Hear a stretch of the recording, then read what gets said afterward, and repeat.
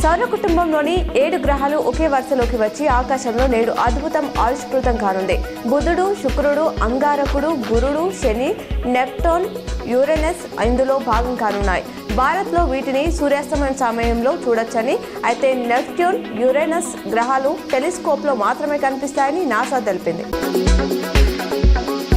Donald Trump tariff దెబ్బకు ప్రపంచ stock మార్కెట్లు కుదేలయ్యాయి. మునుపెన్నడూ చూడని రీతిలో విలవిలలాడుతున్నాయి. నిన్న యుఎస్ సూచీలు భారీగా నష్టపోయాయి. నాస్డాక్ 2.75, S&P 500 1.28, నేడు Nikkei 2.94, Hang Seng 2.36, Jakarta composite 2.85, SET composite 1.63, Nifty 1.6, Sensex 1.37 మేర పతనమయ్యాయి. వరుసగా రెండో రోజు బంగారం ధరలు తగ్గి శుభకార్యాల వేళ సామాన్యుడికి ఉపశమనం కలిగించాయి. హైదరాబాద్ బులియన్ మార్కెట్లో 22 క్యారెట్ల 10 గ్రాముల గోల్డ్ రేటు ₹500 తగ్గి ₹79,600కు చేరింది.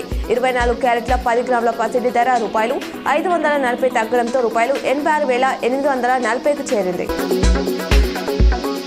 డీజే సౌండ్ ఓ వృద్ధురాలు ప్రాణాలను బలికొంది. ఈ విషాద ఘటన నిజామాబాద్ నగరంలోని కంటేశ్వర్ బైపాస్ రోడ్లో జరిగింది. కలెక్టరేట్ వెళ్లే రహదారిలో నివాసం ఉండే కె భారతమ్మ గురువారం రాత్రి తన ఇంటి సమీపంలో ఓ వేడుక జరుగుతుంటే చూడడానికి వెళ్ళింది.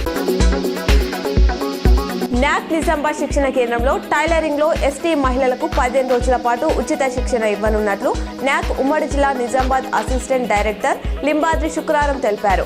అభ్యర్థుల వయసు 18 నుంచి 55 వరకు ఉండాలని, శిక్షణ సమయంలో ₹3,000 స్టైఫండ్తో పాటు ఉచిత టూల్ కిట్ అందజేస్తామన్నారు. మాక్లూర్ మండల కేంద్రంలోని ప్రాథమిక ఆరోగ్య కేంద్రాన్ని జిల్లా కలెక్టర్ రాజీవ్ గాంధీ హనుమంత్ ఆకస్మికంగా తనిఖీ చేశారు.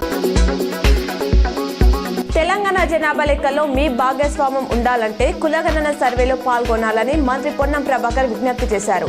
రీసర్వే గడువు నేటితో ముగుస్తుందని చెప్పారు. టోల్ ఫ్రీ నంబర్ 040-211-1111కు కాల్ చేస్తే ఎన్యూమరేటర్లు ఇంటికి వచ్చి వివరాలు నమోదు చేస్తారని తెలిపారు.